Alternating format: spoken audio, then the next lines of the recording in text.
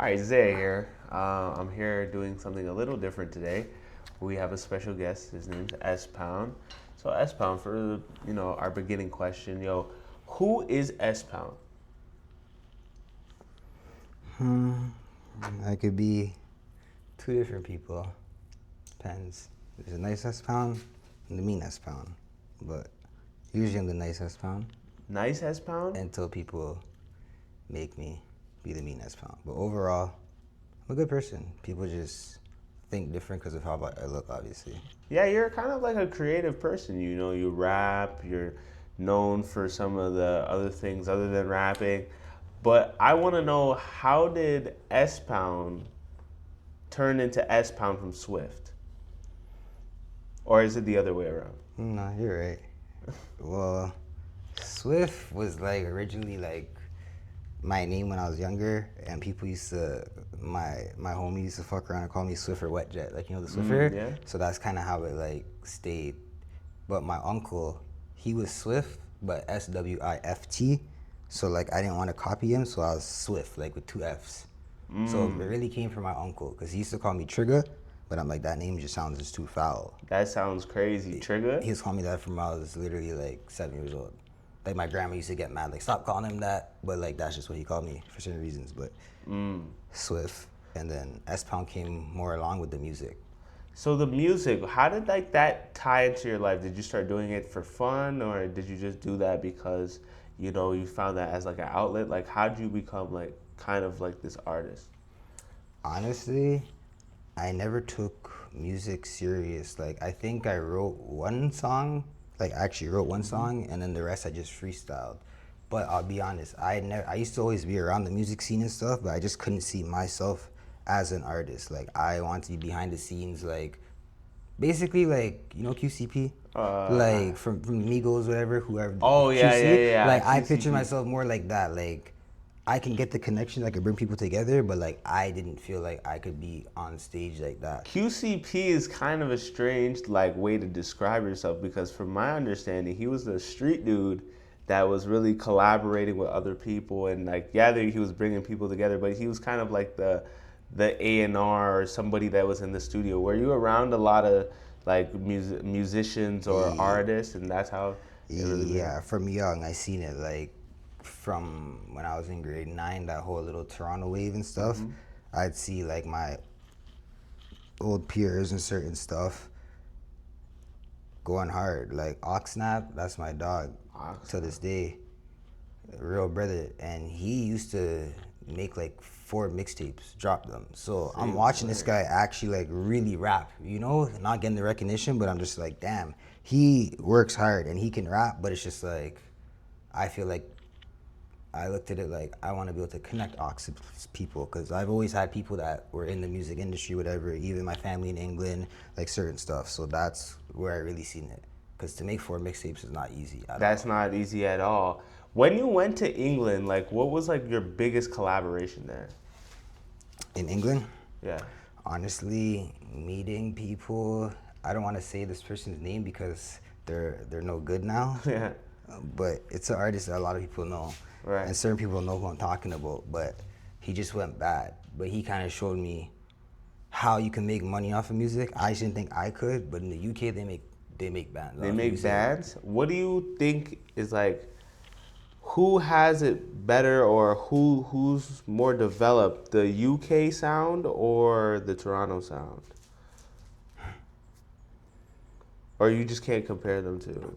I can't. Yeah, that's the best thing to say, so I don't get anyone mad. I can't really compare them, but like the UK, I feel like was slept on. When I used to listen to certain UK artists, people used to be like, turn that off, like that's weak, da da da. And after it's just like, look at Digga D now, shouts out Birdie Digga. Yeah. It's just like, he's huge, he's rich. course. LC was in Jordan. Oh yeah, I heard about that. I heard LC met him, yep. Yeah, Like shout out Els. shout out my big cousin. Shout out Els. Well, going back to more to you, because we really want to talk about you. What does S Pound want to be remembered for? Well, first things first, anyone who actually knows me knows my daughter comes before anything. So it's just like, you could be a good dad. You're supposed to be a good dad, to be honest. Like, that's just law. Like, you shouldn't get praised for being a good dad. I just want to be the best dad I can be for my daughter. So mostly it's about her. Every move I make and certain things I do now, especially because I'm 28 now. Right. Before I was young, wilding out. It's like I don't want my daughter to grow up or something happens to me. She's just reading bare bad stuff about her father. So, like, I know you don't like to get called a street dude, but, from, the internet, they would portray you as a street dude. How did you go from being a street dude to this family man? Like, how was that, like, journey for you to be, like, a nigga in the streets, wilding out and doing crazy shit, to now being a family man and taking care of your family? I'll be honest, I had a kid at 18, right? So it was never, there was no transition until I just got older and got smarter. Like I was always a family man. Like my daughter always came first since I cut the umbilical cord. She's been in my life. And it's just like, I just got older and started to realize like, I believe in karma. Like I believe I could do something and it could land on my daughter.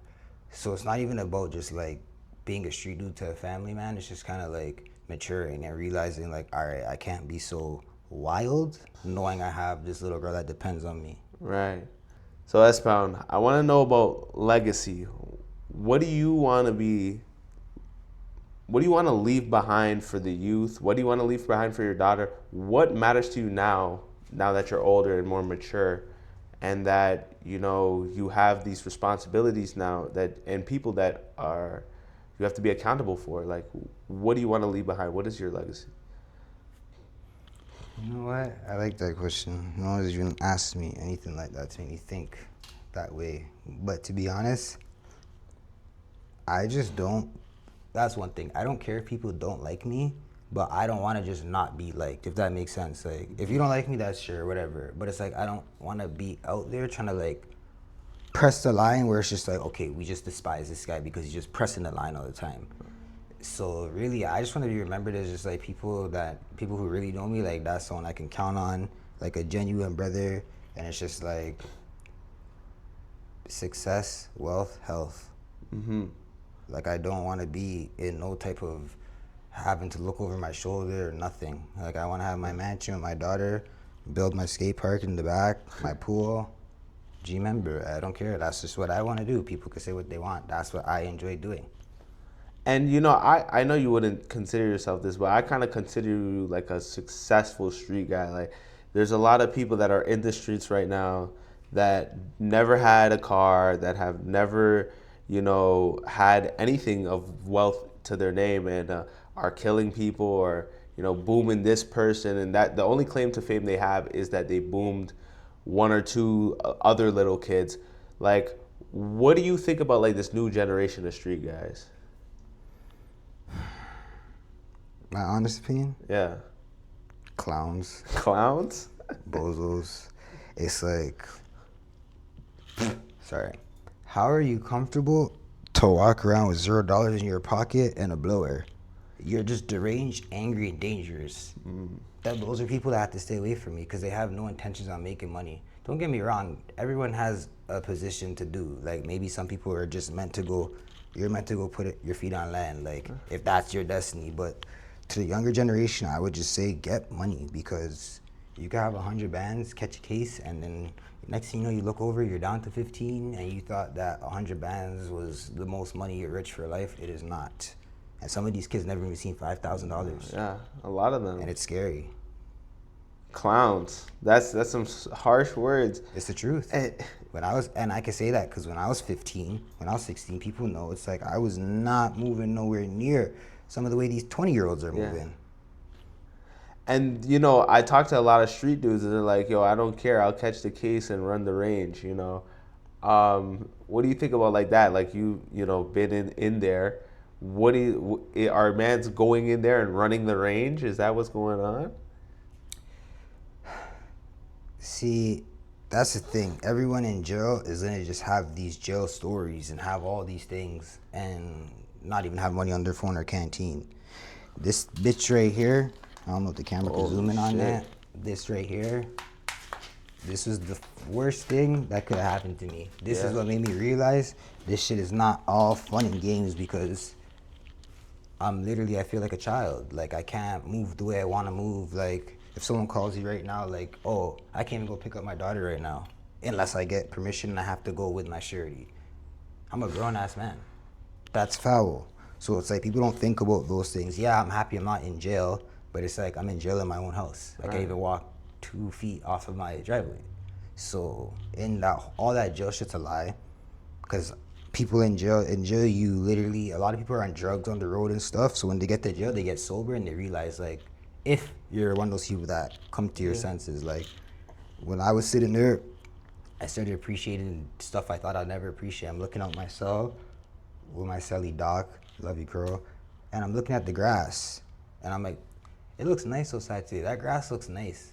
I'm like, am I an old man? But it's like, nah, I'm locked in this place, and there's nothing to do, and you start appreciating that. I'm appreciating looking at the grass outside this little last clouded window, and some people in jail, they enjoy it. They feel more comfortable. One guy told me that he's more comfortable in jail than on the roads. I'm not lying to you. Holy. It doesn't make sense to me. It's gross, it's nasty, and a lot of people that tell you that, they are lying. They're getting beat in jail, they're getting their stuff taken, and even worse. Even worse. But that begs the question, what matters more, reputation or freedom? Freedom.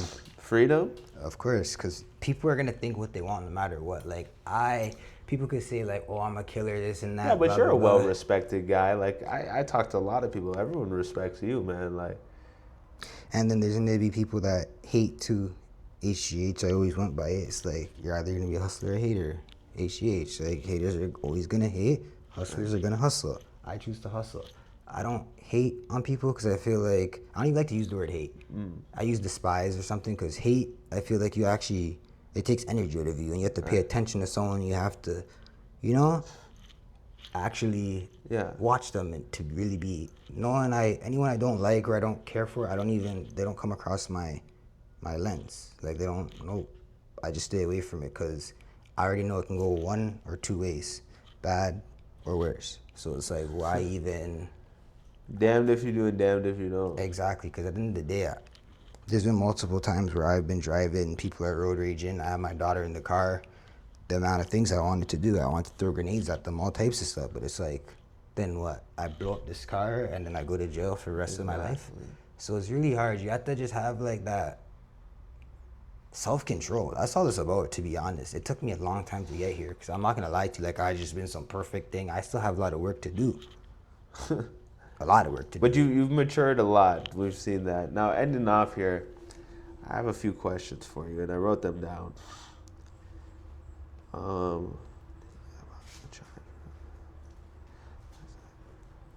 What is the most heartbreaking experience that you've had through your 28 years of life?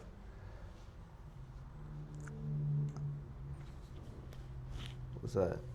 My aunt that died on Christmas, and then a few other dead people that are close to me.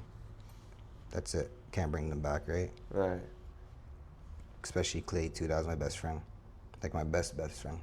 He messaged me like, he called me maybe like 20 minutes before he died.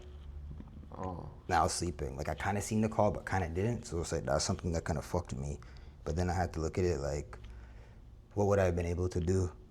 I would not have been able to, like, you know? So it's just like, that's one thing that kind of made me say, damn, like, you have to appreciate people that are in your life. Like, who cares about if this person's famous or if this person is this? Like, good people, there's only a few of them. So you have to, like, I value people over money, no matter what, because Clay is the real reason why. Because that was my best friend, like my actual best friend, and then gone. Sometimes I go to text him, and I forget, and I feel stupid.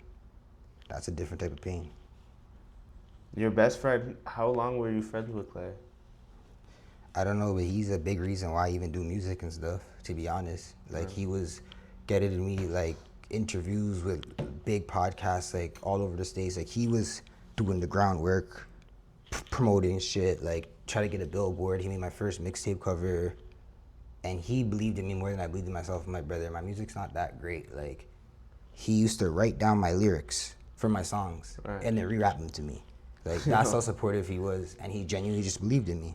Like no one other than like LC like really believed in me the way Clay did. So that's why like when he passed away, lost my account, I was kind of like whatever. But then now that's kind of like my motivation. Like if I do want to take certain things serious, it's like I know Clay will be proud because Now, he was motivation. I can't lie. now, we're gonna have you say something inspirational or more. What would you like to end off with? Like, if someone's watching and they're a big fan of yours, or they kind of look up to somebody like you, what would you say to them? Just go right now.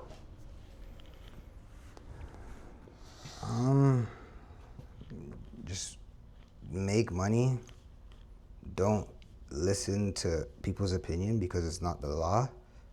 And stop trying to fit in. Just be your goddamn self. I promise you'll get further in life being yourself.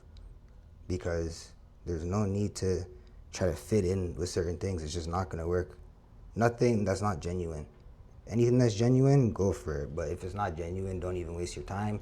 Because this music industry, everything, none of it's really genuine, to be honest. It's business, not personal. That's the main thing. Remember, everything's mostly business. You might work with a cameraman, and then he might work with somebody that's your quote unquote enemy or something, and then you're mad at the cameraman. It's not his fault. It's business. Okay, we're gonna end off here. Thank you, Spound. We appreciate you, brother. Follow for more.